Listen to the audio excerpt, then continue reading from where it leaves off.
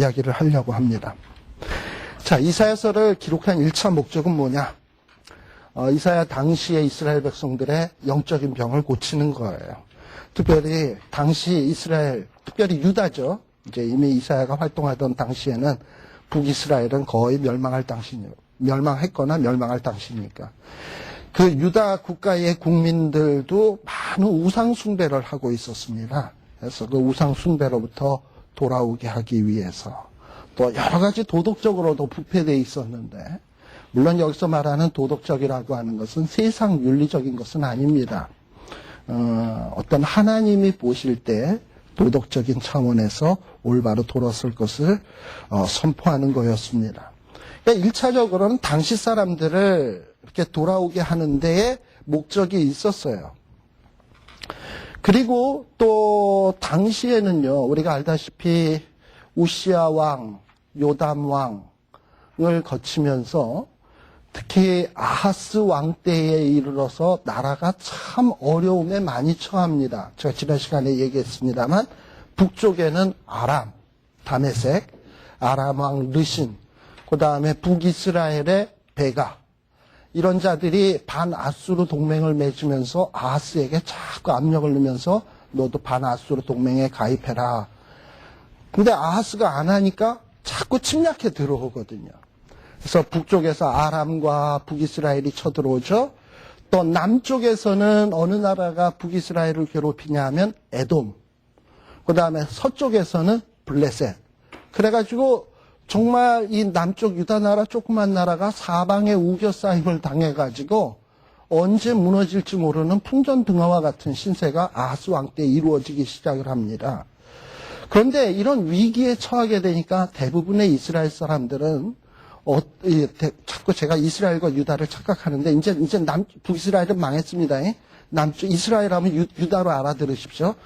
이 남쪽 유다의 사람들은 어떤 생각을 하냐면, 하나님이 능력이 없어서 자기 백성을 제대로 보호 못하나 보다. 아니면 다른 민족의 신이 더 강해서 우리가 이렇게 핍박을 받는가 보다. 이런 생각을 한단 말이죠.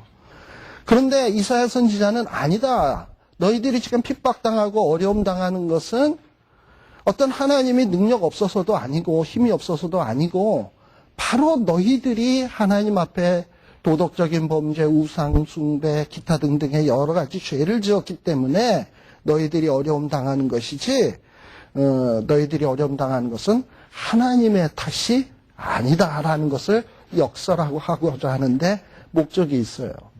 그리고 또 이사야 선지자는요, 열심히 당시 이스라엘 백성들에게 그들의 죄를 지적하고 돌이킬 것을 외치긴 외치지만 사실 내심은 돌아올 것을 기대하지 않습니다. 이스라엘 백성들이 자기가 암만 외쳐도 돌아올 거라는 거를 기대를 안 해요. 그건 왜 그러느냐? 여러분들 이사야서 6장에 보게 되면 한번 보세요.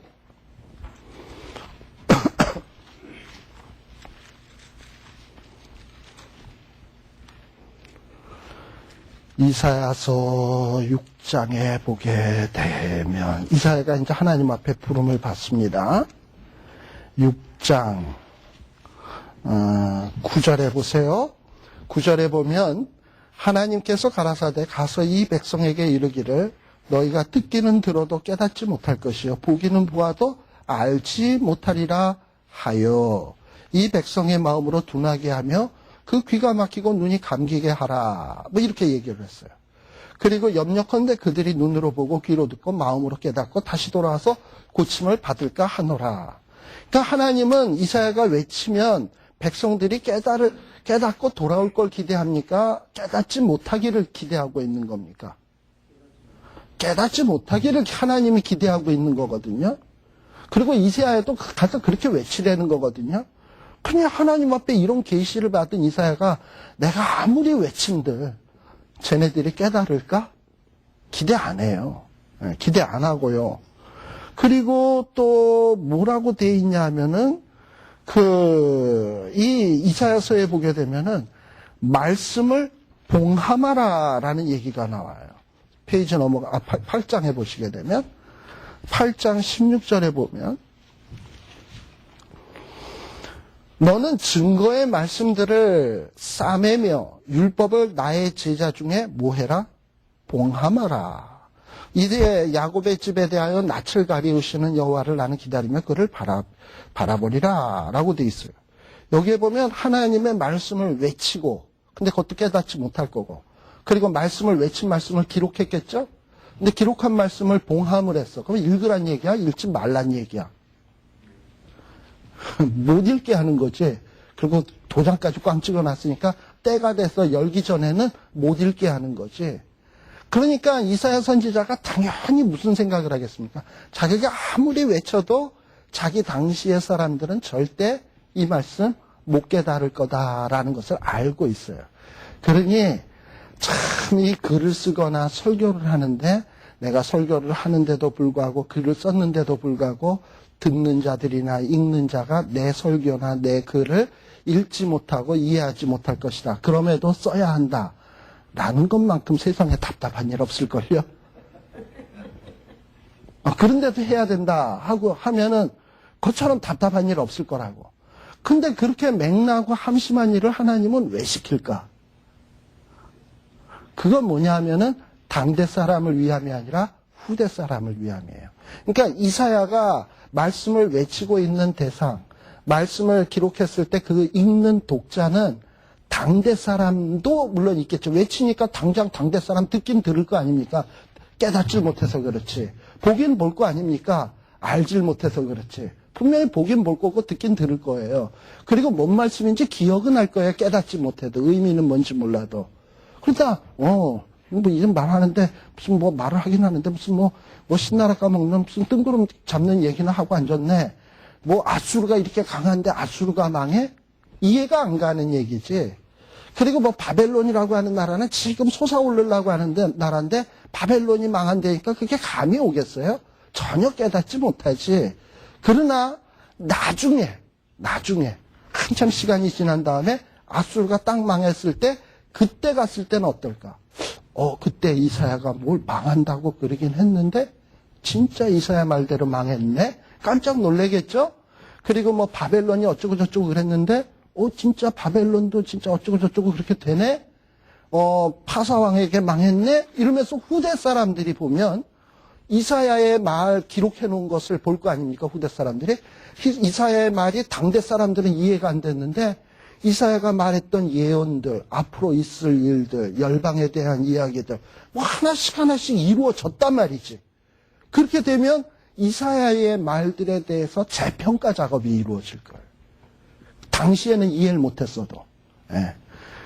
그러니까 오늘날도 그런 거 있지 않습니까? 어떤 예술가나 유명한 화가가 그림을 그렸는데 그 그림이 당대 사람들이 무식해가지고 그 그림의 진가를 알지 못하고 가치를 모르다가 후대에 가서야 그 그림이 가치가 인정이 되고 사람들에게 뭐 수천만 불에 팔리고 이러죠. 당시에 그 그림을 그렸던 화가는 굶어 죽었는데. 네. 그런 경우 있잖아요. 그런 경우들 있잖아요. 그러니까 어떤 선지자의 글 같은 게 당대에는 많이 얘기를 하긴 했는데 전혀 이해 안 되고 있다가 후대에 가서 그 가치가 인정받는 경우들이 있어요. 아마도 이사야 같은 사람이 그런 사람 아닐까 싶어요. 알다시피 므낫세 시대 제가 이야기했습니다만 물론 전설에 나오는 얘기입니다만 전승에 전해져 내려오는 얘기입니다만 므낫세 시대 때에 이사야가 톱으로 켜임을 당했다. 그랬을 수 있을 것 같아요. 왜냐하면 므낫세 같은 사람이 가만 들어보니까 우리가 바벨론에 망한다는 동안 아수르의 혁혁한 이상한 예언이나 했었고 이러니까 얼마나 기분 나쁘겠어요. 왕으로 볼 때. 저거 죽여야 되겠다 해서 죽였겠지. 이사야의 예언의 그 가치에 그 놀라움을 모르고. 그러나 후대에 진짜 포로로 잡혀간 사람들이 보니까 므낫세가 맞는 게 아니라 이사야가 맞거든. 해방돼서 돌아왔어도 보니까 이사야가 맞거든. 그러면 므낫세는 나쁜 놈이고 이사야가 뜬단 말이죠. 그러니까 이사야는 이 글을 쓸 때 당대 사람만을 위한 게 아니에요. 후대 사람을 염두에다 두고 하는 겁니다. 그러니까 당대의 사람들의 영적인 질병으로부터 고치는 데에도 목적이 있지만 그거 기대하지 않았어요. 오히려 이 이사야는 뭘 생각했냐 하면 이 남쪽 유다는 죄의 대가로 망해야 된다. 그리고 망할 것이다. 라고 예언을 했어요. 그렇지만 그렇게 망한 다음에 이스라엘 백성들이 포로로 잡혀가서 야 우리는 망했구나. 이러고서 이제 끝장났구나. 이렇게 머물러 있기를 원하냐. 이사야도 그걸 원하는 게 아니거든요. 그건 하나님 나라 백성의 온전한 모습이 아니니까. 그러니까 낙심 가운데 머물러 있지 아니하고 새로운 희망을 갖고 소망 중에 이겨내기를 바라는 마음으로 아마 이 글을 썼을 거예요. 포로로 잡혀가서 보는 자들이 이사야 글을 보니까 망한다는 얘기도 있지만 또 한편으로 보니까 희망이 있다네, 소망이 있다네. 아 그렇다면 우리가 이사야의 말씀을 붙들고 참고 견뎌야 되겠다, 인내해야 되겠다. 이런 마음을 불러일으킬 거 아닙니까? 바로 이게 이사야의 글을 쓴 목적이에요. 네. 그러니까 이사야의 글이 때가 되면 깨달아지, 봉안된 때가 열려질 때가 있다 이 말이죠. 그걸 기대하고 있는 거예요. 네. 그래서 아마도 이사야 선지자는 제가 그 23페이지의 중간 부분 약간 위쪽에도 있습니다만은 이사야의 설교는 그 1차 청중, 다시 말하면 이사야 당시 사람들을 향한 메시지라기보다는 어떻게 보면 후일에 포로기에 있는 사람들이나 혹은 포로기에서 돌아온 사람들, 이런 돌아왔을 때도 뭐 이스라엘이 뭐 대단했습니까? 뭐 페르시아의 거의 식민지나 다름없지. 돌아와서 성전 건축하고 뭐 이러긴 합니다만 그것도 항상 페르시아 왕에게 조서 받아가지고 허가 받아가지고 성전 짓는 마당인데 그러니 별 볼 일 없었거든요. 그런데 그 별 볼 일 없는 시대의 사람들에게 꿈과 희망을 주기 위해서 주어진 말씀이 이사야서다라는 것을 여러분들이 좀 생각할 필요가 있습니다. 자, 그래서 이사야의 예언은요 굉장히 폭이 넓어요. 자기가 살던 당시, 아니 그 이전서부터 하나님이 베풀었던 사랑, 은혜 이야기하면서 소도 주인을 알고 나귀도 소도 주인의 음성을 알고 나귀도 주인을 알고만 너희는 알지 못한다. 하나님은 너희를 자식처럼 양육하였거든. 그거 전부 다 과거에 대한, 이사야 이전의 과거에 대한 얘기 아닙니까? 과거에 대한 얘기에서부터 시작해서 이사야 당대의 이야기, 그 다음에 포로로 잡혀갈 것, 그 이후에 있을 회복까지 다 얘기하고 있으니까 이사야가 살아있는 폭은 60년밖에 안 되지만, 선지자 활동한 기간은 60년밖에 안 되지만 이사야가 실질적으로 예언하고 있는 그 내용의 폭은 어떻게 보면 창세기에서부터 계시록까지라. 그렇잖아요. 이사야의 그 예언의 폭이라는 게 거의 그 정도예요. 그래서 오늘 나눠드린 프린트에 보게 되면 이사야서 2번째 페이지인가 그 도표 말고 거기 그 또 하나 그 퀘스천 마크 붙인 제목이 있죠. 그래서 그 이사야서는 제가 이것저것 자료를 보다 보니까 인터넷에서 이런 자료를 하나 봤어요. 이사야서는 신구약 성경의 축소판이다라는 얘기를 봤어요. 예. 근데 나름대로 일리가 있더라고. 그러니까 이사야서의 내용이 어떻게 보면 신구약 성경 66권을 다 포괄하고 있는 것 같아요. 근데 우연의 일치인지 모르지만 신구약 성경은 몇 권? 66권. 이사야서 몇 장? 66장. 그 다음에 우리 제1 이사야와 제2 이사야로 자유주의자들 구분한다 그랬잖아요. 몇 장에서부터 몇 장까지가 1장에서부터 39장까지가 제1 이사야, 40장에서부터 66장까지가 제2 이사야로 구분한다 그랬잖아요. 그랬듯이 신구약 성경 구약이 몇 권? 일부 39권. 이것도 이사야서 1장에서부터 39장까지 일부 39권. 그 다음에 신약이 39 플러스 27 하면 몇? 66. 그럼 40장에서부터 66장까지가 몇 장? 27장. 그죠? 그렇고, 그렇게 돼 있단 말이죠. 또, 어떻게 보면 구약의 첫 부분이 인간의 죄상으로 시작을 하거든. 왜냐하면 창세기에서부터 보게 되면 창세기 3장에 보면 사람 죄 짓는 얘기, 4장, 5장, 6장, 노아 홍수 때까지 계속 죄 짓는 이야기, 11장까지 바벨탑 쌓는 이야기, 뭐 그렇잖아요. 그러니까 하나님이 그 창조의 그 아름다운 선물들을 다 하나님의 백성들에게 주면서 정복하고 다스리라, 그리고 이름 지을 수 있는 권세도 주시고 만물의 영장의 권세를 주셨는데, 그런데 인간들이 그렇게 하나님이 베풀어 주신 은혜를 기억하지 못하고, 아까 이사야 1장 첫 마디가 소도 그 주인을 알고 나귀도 알건만은 너희는 하나님을 알지 못하는도다. 내가 너희를 아비가 자식을 양육함 같이 너희들을 양육하였거늘 너희는 나를 알지 못했다. 얘기나 이사야서 첫 부분에 나오는 그런 얘기나 어떻게 보면 창세기 1장에서부터 11장까지 나오는 인류의 범죄의 얘기나 다를 바가 뭐 있어요? 어떻게 보면? 그런데다가 또 이사야서 1장 거기 써놨습니다만 1장 18절에 보면 무슨 얘기가 있냐면은 이런 얘기가 있어요. 오라 너희의 죄가 주홍같이 붉을지라도 흰눈같이 희게 된다. 양털같이 희게 된다. 라는 얘기가 있거든요. 근데 이거는 또 어디에도 창세기에서도 나오는 얘기냐 하면 우리가 알다시피 벌써 암시적으로 창세기 3장에 보면 하나님께서 아담과 하와가 범죄했을 때 가죽옷을 입히잖아. 수치를 가리우기 위해서. 네? 근데 가죽옷을 만들려면 그 가죽이 나오게 되는 어떤 동물이 하나 가죽을 내놓으려면 돌아가셔 줘야 되잖아. 누구의 수치를 가리기 위해서 누군 죽어야 된단 말이죠. 그래서 어떻게 보면 가죽옷 입은 것은 장차 오실 그리스도의 보혈을 상징하는 것이다. 뭐 이렇게 예언하는 사람도 있어요. 그런데다가 또 창세기 4장 17절인가? 거기에 보면 이런 거 나와요. 가인이 하나님 앞에 제사를 지내고 난 다음에 하나님이 제사를 받지 않으니까 화가 나가지고 막 씩씩거려서 동생 쳐 죽이고 막 이랬어요. 그런데 하나님이 그때 뭐라고 이야기했냐면 야 네가 낯빛이 변하는 건 왜 그러냐? 네가 그렇게 분해할 이유가 뭐냐? 네가 만일에 선을 행치 아니하면 거기 그렇게 나오는데 선을 행치 아니하면 다시 말하면 하나님 앞에 잘못했으면 죄가 문에 엎드려져 있느니라 라는 얘기가 있어요. 그게 무슨 말인지 좀 잘 이해가 안 가시죠? 죄가 문에 엎드려져 있다? 이 죄가 문에 엎드려져 있다. 우리말로 그렇게 번역을 해놓으니까 이해가 안 되지. 근데 거기서 말하는 죄가 문에 엎드려져 있다라는 말은 죄라는 말은 하타라는 말이야. 하타. 원래 이 하타라고 하는 히브리어는 죄라고도 번역될 수 있는 말이고 죄를 위해서 우리가 간혹 속죄 제물을 드리잖아요. 죄를 속하기 위해서 그 속죄 제물도 하타야. 자 그러면 그거를 죄라고 번역하지 말고 너가 만일에 선을 행치 아니하면 속죄 제물이 내 문 앞에 엎드려져 있다.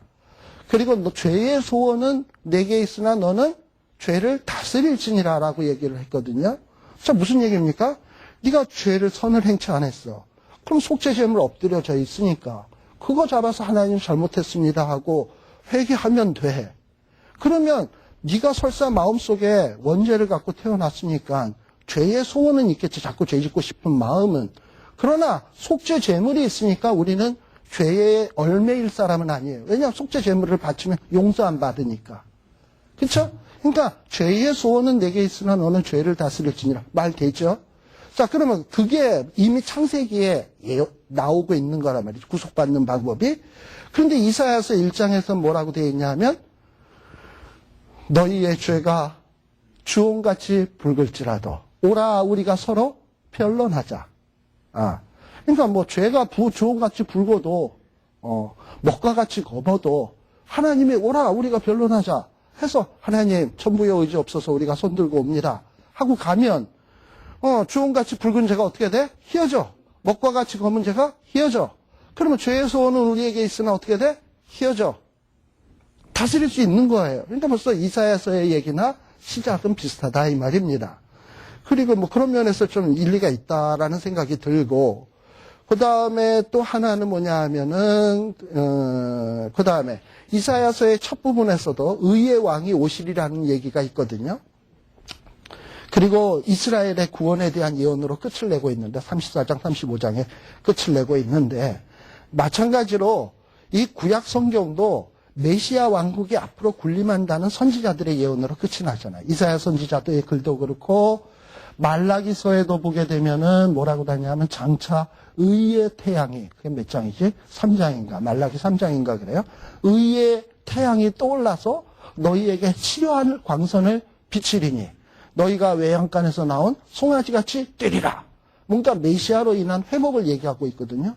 근데 이사야서 마지막 장 부분에도 보면 그 35장까지도 보게 되면 놀라운 메시아의 예언으로 회복될 것을 얘기를 해준다 이 말이죠.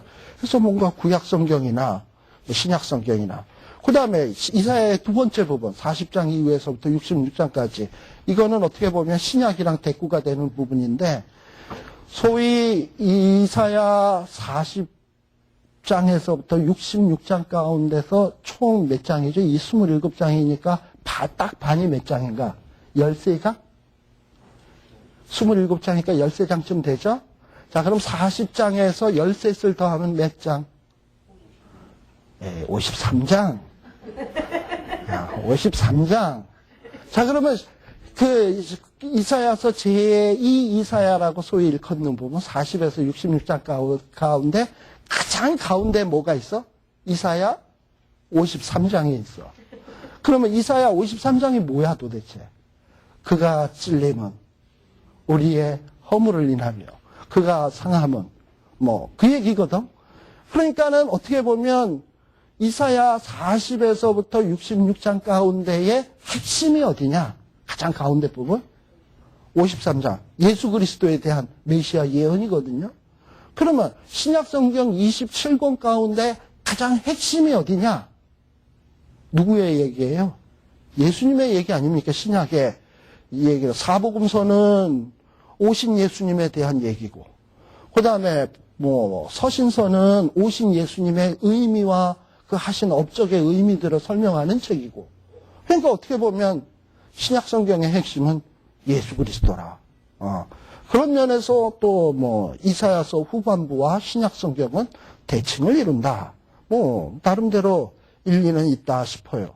그 다음에 이사야서 제일 66장, 60장 이후 마지막 부분에 보면 새하늘과 새 땅에 대해서 예언해.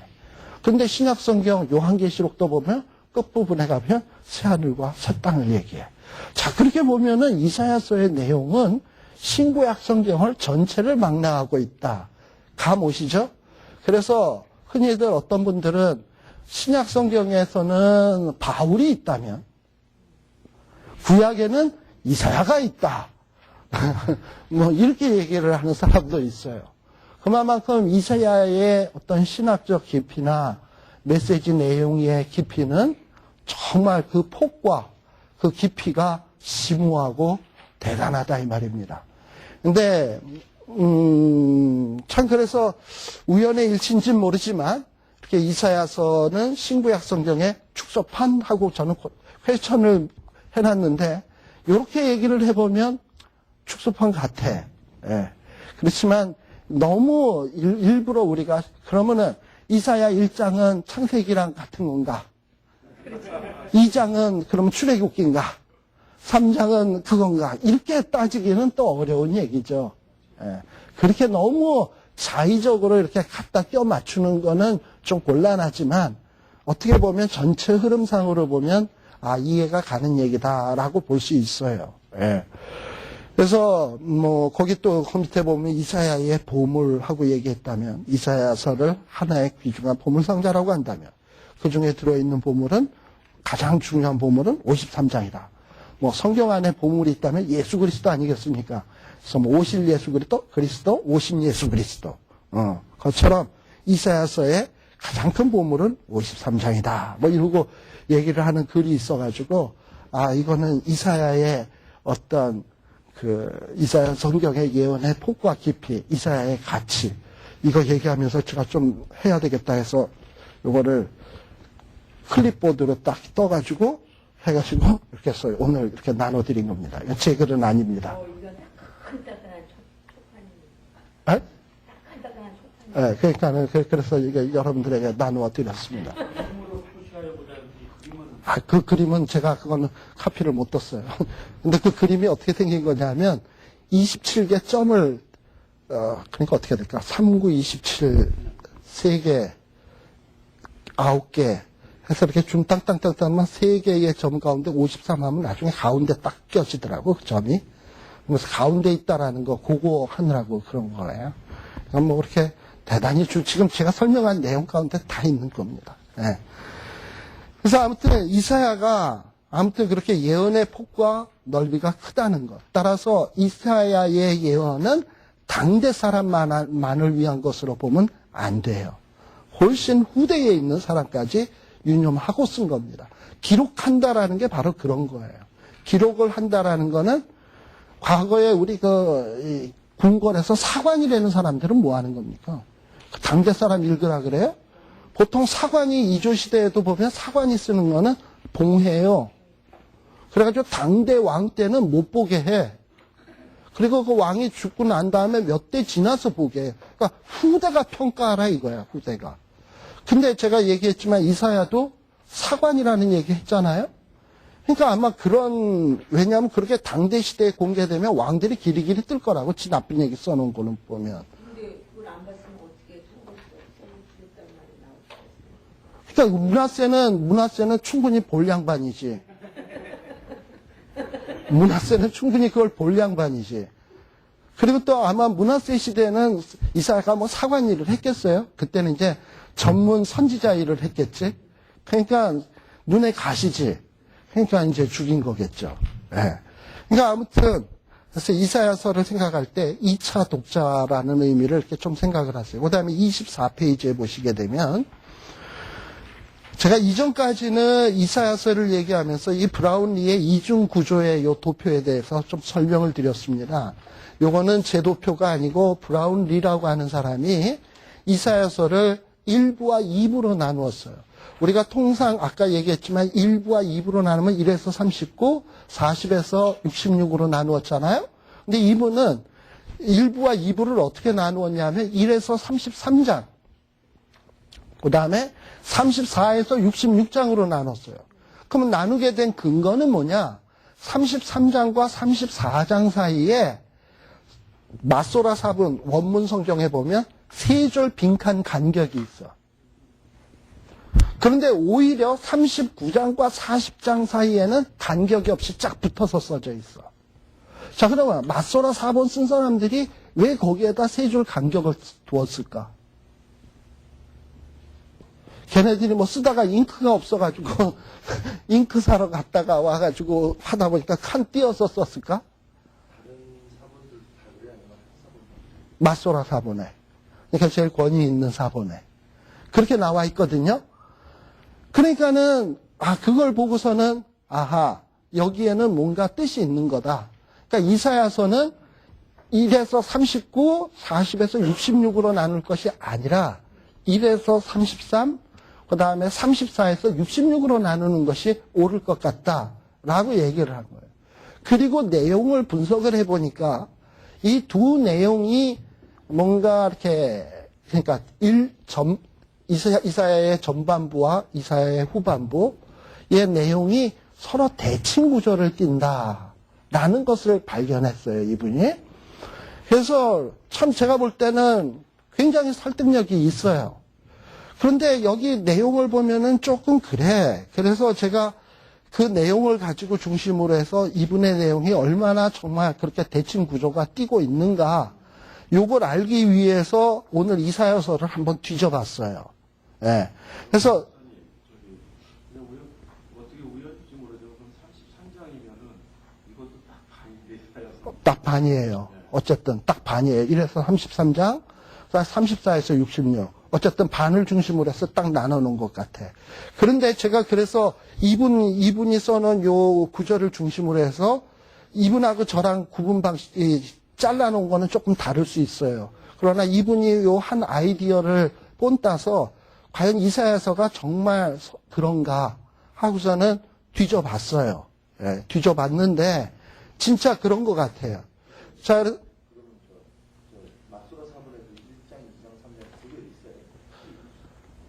없지요. 장구부는 후대에 되어진 건데 우리가 지금 갖고 있는 1에서 33장에 되는 내용까지 쭉 연결돼서 써 있다가 갑자기 34장 되는 부분에서부터 세 줄 간격이 되어 있어서 써져 있단 말이죠. 장으로는 몇 장 안 써져 있지. 그건 후대 사람이 매긴 거죠. 어쨌든 그 둘 사이에는 간격이 있고 오히려 제1이사야, 제2이사야 하는 사람처럼 39장에서부터 40장 사이에는 우리가 갖고 있는 그 사이에는 간격이 없어요. 그러니까 오히려 사본상으로 보면 양쪽으로 나누어진 거는 1에서 33, 34에서 66으로 나눠진 게 옳다 이 말이지. 간격이 있으니까. 우리도 뭐 보통 글 쓰다가 내용을 바꿀 때는 한 줄 건너뛰어서 그 다음에 내용 들어가잖아요. 글 쓸 때 보면. 그런 식으로 아마도 맞소라 학자들도 그러지 않았겠나 라고 얘기하는 거예요. 그래서 그런가 제가 좀 이제 그러고 이제 살펴본 결과 자, 오늘 나눠드린 프린트를 한번 보십시오. 네, 말씀하세요. 그 당시 그러면 고대 문서 쓰는 방식이 블랭크 주면은 그것도 원래 그 히브리 성경에 보게 되면 몇 가지 기호가 있어요. 문장이 끝났을 때 끝나는 표시. 우리처럼 피어리어드. 거기는 세미콜론식으로 써요. 땡땡. 그리고 어떤 센텐스, 그러니까 패러그래프이 끝났을 때는 끝에다가 싸맥자를 이렇게 붙여요. 그리고 그거보다도 더 큰 단락인 경우에는 스페이스를 둬. 그렇다면 1에서부터 33까지 하고 스페이스를 뒀다면 이거는 엄청난 뭔가 이렇게 구분을 하고 싶은 거거든. 그러니까 그걸로 볼 때 이 1에서 33, 34에서 66으로 뭔가 맞소라는 구분을 하고 있구나. 그럼 도대체 맞소라 학자가 왜 이렇게 구분을 했을까? 아마 브라운리는 뒤져봤겠죠? 그러니까 내용이 33, 34 축을 딱 해서 대칭으로 해보니까 겹쳐진단 말이지. 그러니까 이렇게 나눌 수 있겠구나. 그래서 저는 거기에서 아이디어를 얻어서 과연 그런가 하는 걸 보자 이 말이죠. 그래서 그렇게 나눌 수 있는 근거는 원문 성경의 33장과 34장 사이에 세 줄 간격을 둠으로 이사야서를 두 부분으로 나누고 있다. 또 이렇게 두 부분으로 나누는 이유는 두 부분이 내용상으로 대칭의 구조를 띠고 있기 때문이다. 이 아이디어는 브라운리의 아이디어입니다. 자, 그럼 과연 그런가? 자, 그러면 1장에서부터 5장하고 34장에서부터 35장까지가 서로 대꾸를 이루는데요. 어떻게 대꾸를 이루냐? 자, 이게 서로 대꾸를 이루는 게 일부의 서론. 1장에서 5장은 일부의 서론이고 2부의 서론은 34장에서부터 35장이야.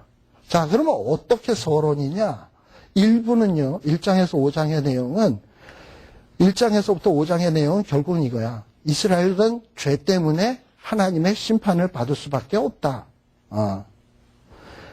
그렇지만 하나님이 심판 후에는 이스라엘을 구원하신다라는 얘기가 이 1부에 나와요. 그러나 여기에서 강조하고 있는 내용은 구원에 초점을 맞추기보다는 죄 때문에 망한다. 여기에 더 초점이 있어요. 따라서 죄 때문에 망하기 때문에 이사야가 부름을 받은 것이다. 라는 얘기를 하고 싶은 거예요. 이스라엘이 이렇게 타락했기 때문에. 조만간에 망할 것이니까 이사야가 부름 받아서 아하스 왕에게 나아가서 하나님의 말씀을 선포해야 되는 그런 배경을 얘기해 주는 게 1부의 서론입니다. 자, 그러면 2부의 서론은 어떠냐? 34장과 35장인데, 자, 이스라엘을 괴롭히던 원수들, 다시 말하면 아수르, 이스라엘이니까 그 남쪽 유다를 얘기하는 거니까 남쪽 유다를 괴롭히던 원수들은 심판을 받을 수밖에 없다. 그러나 심판 후 이스라엘을 구원하실 것이다. 라는 얘기에 있어서 서로 뭔가 내용상으로는 비슷해요. 그래서 네, 그래서 이 유다가 이렇게 유다를 괴롭히던 원수들이 심판받고 이런 얘기들이 있는데 그러니까 유다의 원수들이 심판을 받을 건데 히스기야 왕은 지금 원수들이 쳐들어올라 그러잖아요. 히스기야 때 누가 쳐들어올라 그러죠? 아수르가 쳐들어올라 그러잖아요. 아수르가 쳐들어올라 그러니까 심히 두려워하거든. 네. 그러니까 이사야가 히스기야에게 가서 말씀을 증거해야 돼. 네. 그러니까는 지금 이 34장과 35장은 뭘 유도하기 위한 배경이냐 하면은 결국은 이사야가 히스기야 왕 앞에 가서 말씀을 증거하게 된 배경이 뭐냐라는 얘기를 하는 도입부예요. 그러니까 2부의 도입부야. 그 다음에 1부와 2부의 핵심을 이루고 있는 두 인물이 있는데 1부의 핵심은 아하스 왕이에요. 2부의 핵심은 히스기야 왕이에요. 예. 그런데 1부와 2부에 하나 대칭이 안 되는 게 하나 딱 있더라고요. 그게 뭐냐 하면 6장이야, 6장. 자, 1부에서는 이사야가 하나님 앞에 부름받는 장면이 나와. 한 번 부름받으면 됐지, 뭐 또 부름받아? 그러니까 2부에서는 안 나오는 것 같아. 6장 얘기는요. 그 다음에 나머지서부터는 비슷해요. 예를 들면은, 자, 아하스 왕 시기에는 아람과 이스라엘이 쳐들어온 때로 시작합니다. 7장 1절을 한번 보세요. 여러분들이 7장 1절에 보게 되면 아하스 왕 때는 무슨 얘기로 시작을 하냐면 우시아의 손자요 요담의 아들인 유다왕 아하스 때에 아람 왕 르신과 르말리아의 아들 이스라엘 왕 베가가 올라와서 예루살렘을 쳤으나 능히 이기지 못하니라. 아무튼 여기에 보면 아람 왕 르신 르말리아의 아들 이스라엘 왕 베가가 쳐들어왔다라는 얘기로 시작하죠. 예. 그런데 히스기야의 내러티브 또 36장 1절에 보게 되면 히스기야에 대한 얘기인데요. 이사야서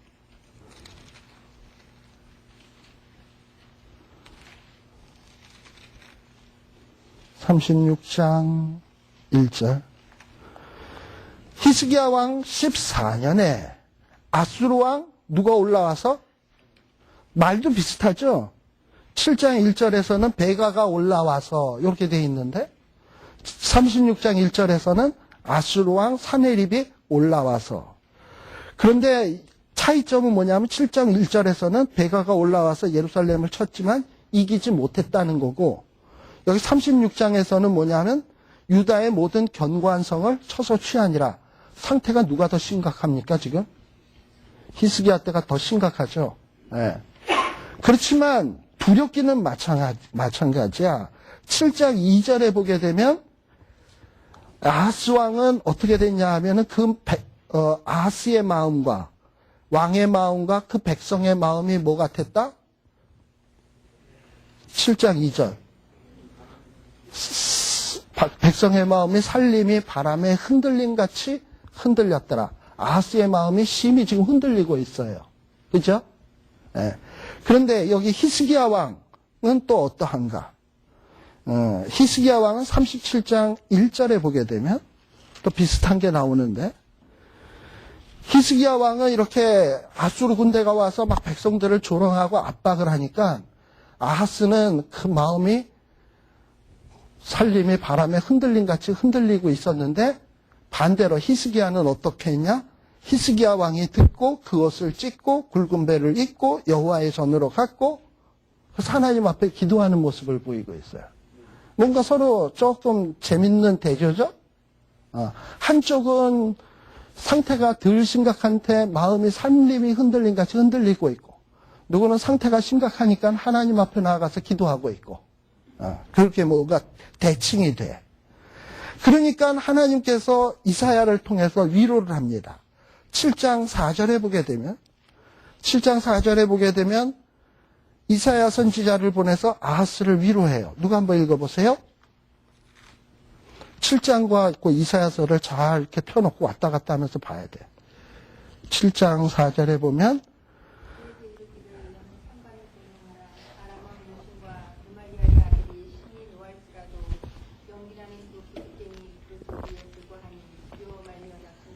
네.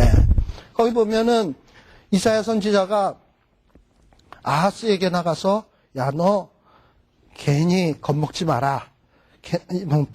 북이스라엘과 아람 왕 르신이 암만 뭐 씩씩거린다 하더라도 걔네들은 연기나는 두 부짓갱이 그루터기에 불과하니 두려워 말며 낙심치 말아라. 하고서는 탁 위로를 해주거든요. 그리고 9절에 보게 되면 이 르신과 이 북이스라엘의 베가는 65년 내에 에브라임이 패하고 다시는 나라를 이루지 못할 것이고 이러고선 어떤 위로의 메시지를 전해줘요. 그런데 히스기야에게도 똑같이 비슷한 얘기가 나와. 37장 6절에 보게 되면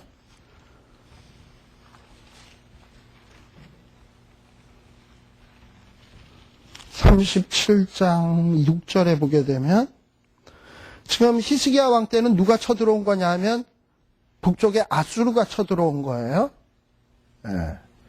그랬는데 6절에 보게 되면 이제 히스기야가 걱정이 돼서 자기의 신하들을 이사야 선지자에게 보냈어요. 그랬더니 이사야 선지자가 히스기야가 보낸 신하들에게 그 하나님에게 받은 위로의 메시지를 전합니다. 뭐라고 얘기를 하냐 하면은 이렇게 구하라.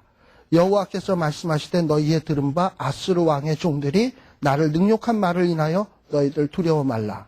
아까는 르신과 베가를 두려워 말라. 걔네들은 두 부직갱이다. 지금 얘네들은 아수르에 대해서는 두려워 말라. 왜냐? 7절.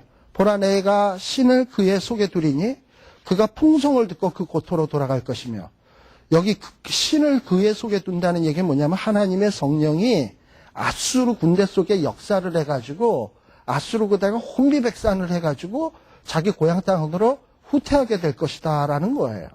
그리고 후퇴해서 돌아가서 그걸로 끝나냐? 돌아가서는 고토에서 전쟁에서 패한 책임을 물어서 아마 전쟁에 돌아가서는 고향 땅에서 죽게 될 것이다 라는 거예요. 예. 그런 면에서 보면 히스기야에게 준 위로의 메시지나 아하스에게 준 메시지는 참으로 서로 대칭이 되어지죠. 예. 그 다음에 또 아하스에게 그럼 과연 이런 예언이 이루어질 것인가 안 이루어질 것인가, 예언을 듣는 사람에게는 굉장히 궁금하잖아. 진짜 이루어질 건가. 그래서 하나님이 아하스에게는 징조를 주십니다. 7장 거기가 몇 절이냐 하면은 7장 11절에서 14절. 7장 11절에서 14절에 보게 되면 하나님이 내가 이 일을 이룰지 안 이룰지 내가 너에게 징조를 주겠다. 그러니까 너가 높은 데서든지 깊은 데에서든지 좌우지간 구해라 하고 얘기를 하니까 아하스는 폼나게 내가 어떻게 하나님 앞에 징조를 구하겠나이까. 나는 하나님을 시험치 아니하겠나이다 하고 폼나게 얘기를 해요. 멍충이 같은 사람이. 이게 아하스야. 그런데 그렇게 아무튼 그러고서는 하나님이 그럼에도 불구하고 아하스가 안 구함에도 불구하고 하나님이 징조를 줘요. 그러면서 준 징조의 내용이 뭐냐면 보라 처녀가 잉태하여 아들을 낳으리니 그 이름을 임마누엘이라 하리라. 뭐 이러고서 나오는 얘기가 징조야. 예. 그러니까 징조를 줬어요. 그러니까 이 징조를 주신 이유는 하나님이 아람 나라나 북이스라엘을 심판 하나하나 내가 확실한 증거를 보여주겠다. 그 증거가 이제 아들을 낳으리니 그 아들이 낳으면 하나님이 함께 하시는 표다. 그게 증거다. 하고 증거를 주신 거거든요. 징조를 줬어요. 그런데 이런 징조에 대한 얘기는 히스기야에게도 나와. 히스기야 37장에 보게 되면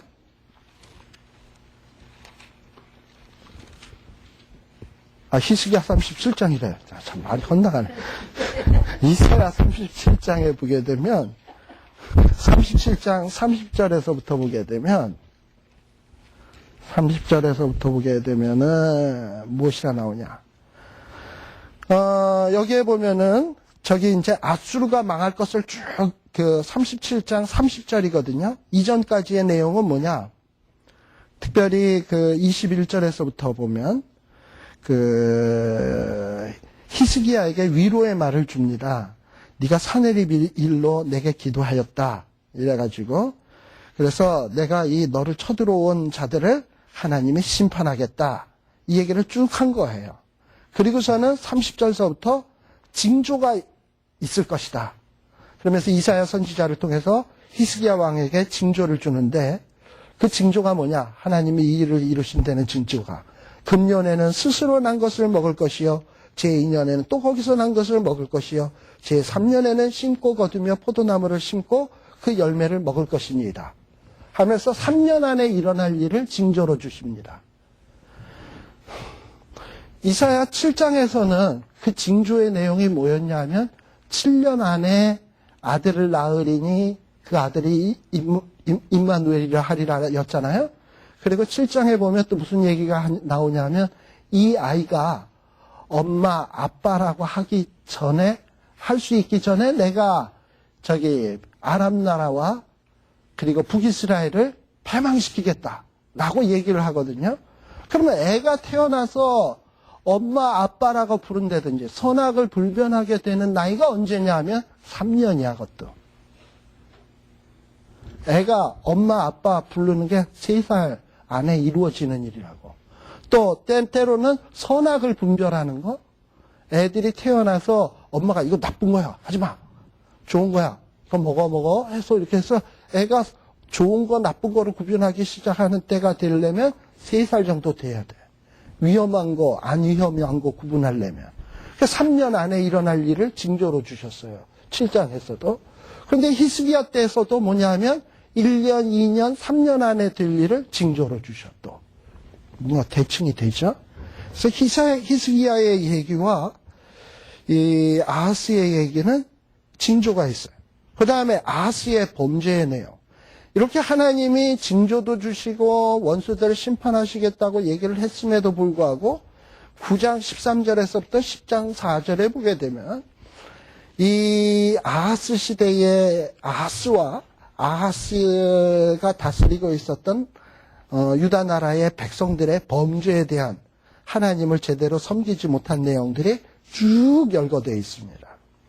반면에 이사야 39장에는 히스기야의 범죄가 나오는데 그것도 내러티브 형식으로 쭉 진행이 되는데 39장 1절에서부터 4절까지는 바벨론 사신이 왔을 때 보물창고 열어주고 보여주고 이루고선 하나님의 마음을 슬프게 한 내용이 기록이 되어 있어요. 네. 자, 그러면 내러티브에서 그 다음에 나오는 내용은 아하스가 이렇게 범죄를 하고 아하스 시대의 백성들이 범죄했기 때문에 하나님이 아수르로 인해서 결국은 이제 유다 나라를 심판하겠다라는 예언이 나옵니다. 즉 아하스의 범죄를 하나님이 어떻게 징계할 것인가의 문제가 10장 3절에서부터 4절까지 나오고, 반면에 히스기야 때는 이미 아수르는 망했으니까 이제 히스기야 왕 때는 뭐라고 나오냐 하면 바벨론으로 인한 심판의 예언이 39장 5절에서부터 8절에 나와요. 어떻게 하나님이 유다 나라를 징계할 것인가에 대한 얘기가 나와요. 그래서 결국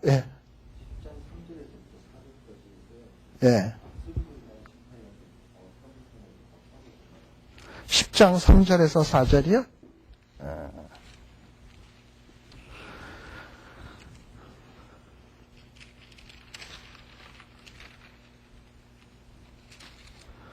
'그러니까는 그 아하스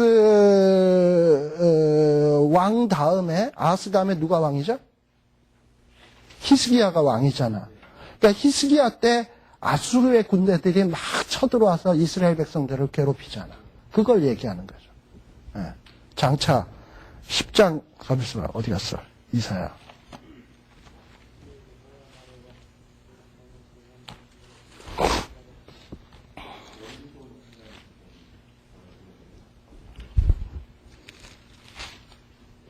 (10장 3절) 거기 보면은 10장 3절로 보면은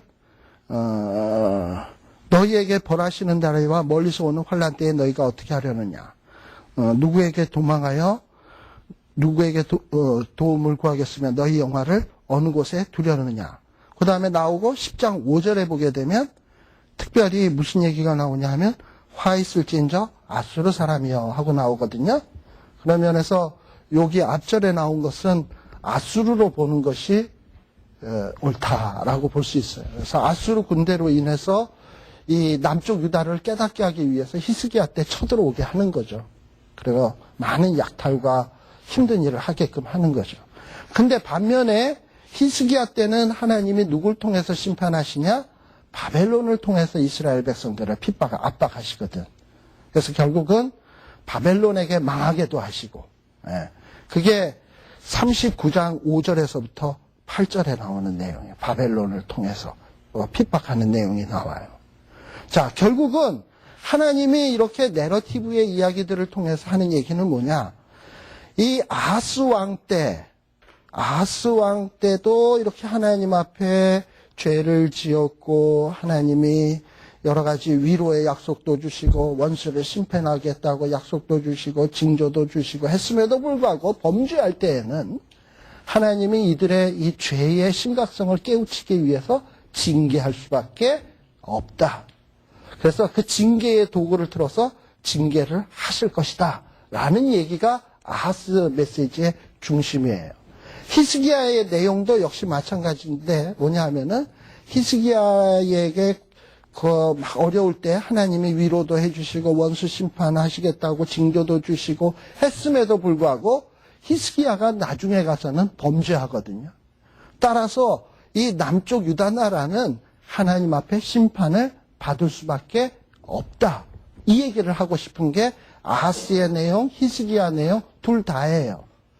그러나 하나님은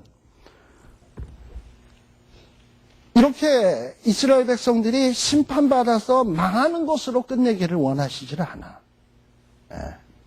하나님은 이스라엘 백성들이 설사 징계를 받지만 회복시키시기를 원하셔요.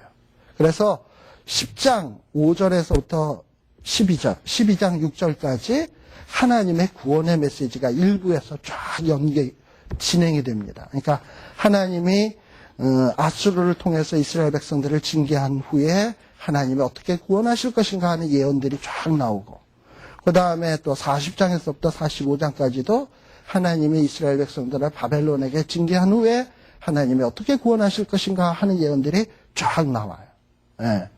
그 다음에 나오는 내용이 뭐냐면, 이렇게 구원의 메시지가 나오면 백성들이 좀 뭔가 위로를 받을 거 아닙니까? 구원을 하신다. 좋은 얘기네. 근데 그게 과연 이루어질까? 의심이 들지 않겠습니까? 과연 하나님이 구원하실까? 이런 의심이 들 거 아니에요. 이 하나님의 약속대로 이루어질까? 의심이 들 거 아니에요. 그래서인지는 몰라도 우리 하나님께서 열방에 대한 심판을 예언을 해요. 그래서 일부에서 보면 이 열방에 대한 심판의 예언이 굉장히 구체적입니다. 그러니까 나라가 여러 나라가 나와. 13장에서부터 보게 되면 아수르에서부터 시작해서 모압, 암몬, 에돔 여러 나라들이 두루두루 다 나와요. 거기에 보면 13장에서부터 23장까지 보면. 그러면서 그런 나라들이 어떻게 망할 것인가에 대한 얘기들이 굉장히 구체적으로 나와요. 그런데 이게 불과 얼마 지나서 이루어집니까? 이런 일들이. 자, 아수르를 누가 망해뜨리죠? 바벨론이가 망하게 하거든. 그래서 바벨론이 밀고 들어오면서 아수르도 망하지, 모압도 망하지, 에돔도 망하지, 블레셋도 망하지, 이스라엘도 망하지, 유다도 망하지, 다 망하거든요. 그래서 요 13장에서부터 23장의 예언이 불과 100년 안에 다 이루어져. 그 구체적인 예언들이요. 그러면 100년 뒤에 사람들이 이사야 쓴 글을 100년 뒤에 사람들이 이사야 13장에서부터 23장에 열거된 나라들 망한다 그랬는데 그게 다 망했거든. 그걸 딱 보는 순간 어떤 느낌이 들까요? 소름 돋지. 소름 돋지. 이거 진짜구나. 그러면은 이제 그때부터 무슨 생각이 드느냐 하면 이사야의 말은 뻥이 아니구나. 나는 어떤 확신이 생긴단 말이죠. 그 효과를 불러일으키려고 하는 게 열방에 대한 심판 예언이야. 근데 반면에 2부에서는 이 열방에 대한 심판 예언이 굉장히 간결합니다. 왜 간결하냐? 이미 1부에서 이루어진 성취가 되는 것을 딱 봤으면 하나님의 약속은 확실하다. 그러니까 이제 더 확실한 걸 보여주기 위해서 구체적으로 쓸 필요가 있어 없어? 간단하게만 써도 돼 이제. 무슨 얘기인지 아시겠죠? 그러니까 2부에서는 그런 것 같아. 제가 보기에는. 자, 그 다음에 그러고 난 다음에는 더 믿기 어려운 이제 심판에 대해서 얘기를 해요. 열방에 대한 심판은 이미 역사상 성취가 된 거야. 그 다음서부터는 좀 우주적인 심판에 대한 예언들이 나옵니다. 특별히 24장에 보면, 이사야서 24장에 보면 그 심판은 좀 뭔가 우리 시대에도 보기 힘든 심판이 나오는데, 24장에 보면 1절서부터 하나님이 땅을 뭐하게 만들어? 공허하게 하시며 황무하게 하시며 뒤집어 엎으시고, 이렇게 된 일이 지금 있습니까? 핵포탄이라도 터졌대 어디? 그런 일은 아직 안 이루어졌거든요. 아마도 이런 일은 요한계시록에나 일어난 어떤 그 대재앙들이 일어났을 때 일어남직한 어떤 일들이 예언되고 있어요. 그래서 막 저주가 6절 같은 데 보면 저주가 땅을 삼키고 막 이런 무시무시한 이런, 그리고 또 이런 어떤 저주는 13절에 보면 범세계적인 재앙이야. 그러니까 마치 요한계시록에 나타날 재앙이야. 그러니까 이사야 시대에는 도저히 믿을 수 없는 재앙이야. 그런데 이사야가 이런 재앙을 감히 선포할 수 있는 이유는 뭡니까? 이전에 열방에 대한 예언이 성취됐잖아. 그러면 이후의 사람들이 볼 때, 아, 이후에 있을 이런 땅에 계시록에나 있음직한 이런 예언도 성취가 되겠구나. 왜? 이사야가 하나님의 감동으로 예언한 거니까. 그런 마음이 탁 오겠죠? 그 다음에. 그러면 이렇게 뭐 우주적인 심판으로 인해서 땅도 망하고 열방도 망하고 다 망하는 거냐? 낙심할 수 있잖아. 그러니까 한 번 더 다시 한번 하나님은 어떻게 얘기를 하냐면 이사야 선지자에게, 그러나 하나님의 백성, 특별히 남은 자들은 구원함이 있을 것이다. 그러니 남은 자들이나 신앙 좋은 사람들은, 하나님 앞에 남은 자들은 걱정하지 말아라. 하고 얘기를 해요. 아주 간결해요. 처음에는 이건 굉장히 간결해요. 아까랑 조금 달라. 열방에 대한 심판 예언은 구체적이었는데 일부에서 이 하나님의 백성에 대한 구원 약속이 아주 간결해. 왜냐하면 일부에서는 어떤 앞으로 기다리고 있는 게 구원이 많습니까? 심판이 많습니까? 재앙이 많습니까? 재앙이 많아요. 그러니까 아직 뭐 구원까지 생각할 단계가 아니야. 그러니까 간결하게만 얘기를 했어. 예. 그러나 2부에서는요. 하나님에 대한 구원의 약속이 아주 구체화되기 시작을 합니다. 이게 뭐냐 하면 장차 오실 예수 그리스도로 이루어질 구원, 이런 것들을 예언하기 위해서요. 참 이 당시 사람들에게 이게 믿기 어려운 일들이거든요. 자, 그러면 마지막 부분은 뭐냐? 28장 31절, 56장에서 59장까지. 자, 그러면 이렇게 하나님이 심판하시고 구원하실 것이라는 게 분명하다면 과연 하나님의 백성들은 어떻게 살아야 될 것인가? 그러니까 하나님의 백성의 윤리적인 문제가 다루어지는 거예요. 네. 그래서 하나님의 백성으로 어떻게 살아야 될 것인가? 공의를 실천하며 정의를 실천하고 가난한 자, 빈핍한 자 돌아보고 뭐 이런 얘기들이 쭉 28장에서부터 31장까지 나와요. 또 56장에서부터 59장도 마찬가지의 내용이고. 그 다음에 마지막 부분에는 새하늘과 새 땅에 대한 얘기로 맺어요. 이런 면에서 어떻게 보면 이사야서의 1부와 2부는 상당히 대칭 구조를 띠고 있습니다. 자, 그렇다면 1부의 내용은 제가 보기에는 그런 생각이 들어요. 이사야 선지자가 한 60년 동안 선지자 활동을 했는데 사실 우시아 왕 때는 이사야가 선지자 활동을 별로 안 했어. 왜냐하면 우시아 왕 죽던 해에 부름받았으니까, 선지자로서. 그러니까 우시아 왕은 어쨌든 뭐 선지자가 살아있을 때긴 하지만 우시아랑 선지자직은 별로 관련이 없어요. 요담도 우시아랑 한 8년 같이 섭정을 했고 별도 자기 8년 했으니까 이사야랑 요담하고 맞부딪힌 건 불과 한 8년 정도. 16년 통치하는 기간 동안 8년 정도. 근데 비교적 요담 왕 때는 북이스라엘이 그렇게 심각하게 병들지 않았어요.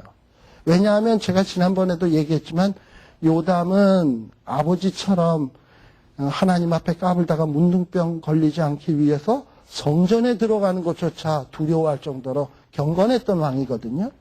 그리고 나름대로 신앙생활 잘했어요. 단 문제는 뭐냐면 백성들의 죄악을 다스리는 일에 실패했어요.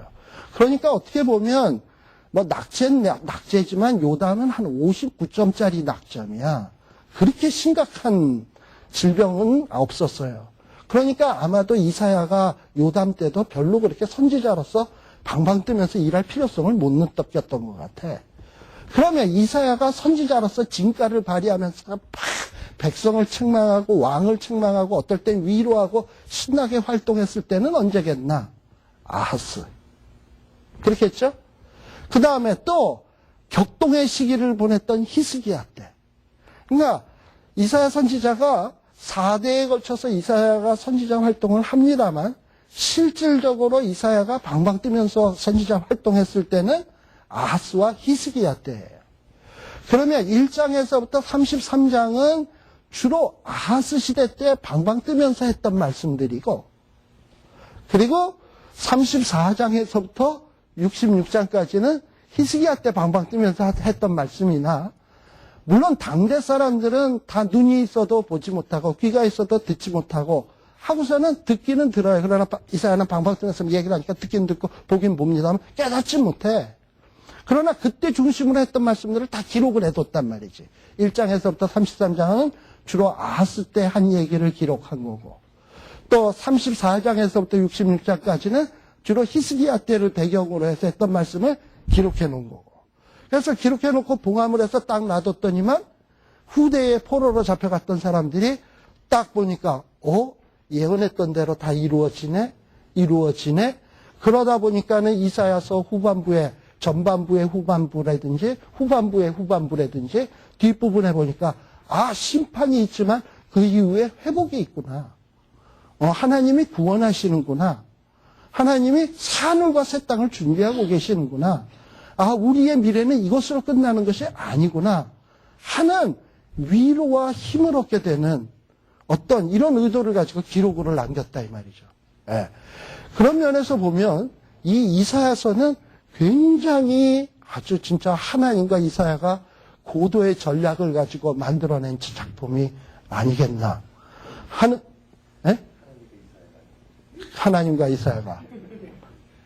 이사야가 서로 합작으로 서로 감동하시고 조명함 받아가지고 정말 당대의 사람들과 또 그 이후에 올 이스라엘 백성들에게 뭔가 하나님의 사람으로 온전케 되게 하기 위해서 정말 고도의 전략을 가지고 주어진 메시지가 아닌가 하는 이런 생각을 갖게 하는 책이 바로 이 이사야인 것 같습니다.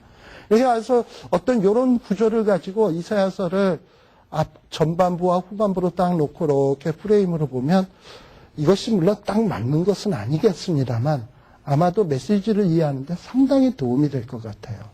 사실 어떻게 보면 구약 성경도 그래요. 내가 그래서 도표 옆으로 칸을 하나 더 만들어가지고 내가 하나를 더 하고 싶었던 게 있거든. 그게 뭐냐면 구약 성경도 그래. 구약 성경도 보게 되면 하나님이 은혜 베푸셨어요. 창조 시에 인간을 만물의 영장 만드시고, 그러나 이스라엘 백성들이 그런 은혜를 아하스처럼 기억하지 못하고 순종하지 않았어요. 그리고 그럼에도 불구하고 하나님은 징조를 주셔요. 아하스에게. 그럼에도 불구하고 하나님은 우리 성경에서 보면 구약시대에 보면 인간들이 범죄했음에도 불구하고 아브라함을 택하시고 이스라엘을 택하시고 뭔가 하나님의 계획을 진행시켜 나가시고 메시아에 대한 여러 가지 증거를 보여주셨어요. 그리고 바르게 살기를 원하셨어요. 근데 그럼에도 불구하고 이스라엘 백성들은 순종하지 않아. 그러니까 선지서쯤 들어가게 되면 너희들에게 심판이 막 선포되는 거예요. 심판이 선포되다가 그러다가 이스라엘 백성들이 낙심하고 자빠질 것 같으니까 이사야 선지자들을 통해서 심판이 끝이 아니라 장차 올 메시아가 있다. 그래서 메시아를 바라보게 하고 새하늘과 새 땅에 있을 것을 바라보게 하고 위로를 주는 메시지로 가요. 구약도. 신약 성경도 마찬가지 아닙니까? 하나님이 은혜 베푸셔서 예수 그리스도 주셨어요. 근데 그럼에도 불구하고 사람들은 잘 안 믿어. 그러니까 어떻게 하면 하나님을 잘 믿을까? 목회서신, 또는 바울서신, 그리고 이런 거 쭉 얘기를 하다가, 그리고 마지막에 히브리서 같은 때 보면 마지막 때 환란도 있지만 너희들이 참고 견디고 인내하라 이런 얘기들 나오고, 그리고서 새하늘과 새 땅 얘기로 간다면 구약의 일부에 나오는 내용의 이 구조나 어떤 신약에 나오는 그 구조나 우리 구약의 그 시스템이나 신약의 이 시스템이나 비슷하다는 생각이 들어요. 이사야서랑 이렇게 뭔가 오버랩 되는 듯한 이런 느낌이 들었어요. 그래서 그거를 한번 조금 더 좀 생각을 해서 한번 만들어 볼까 하다가 그 시간이 없어서 못했어요. 아무튼 조금 쉬었다 갑시다. 네.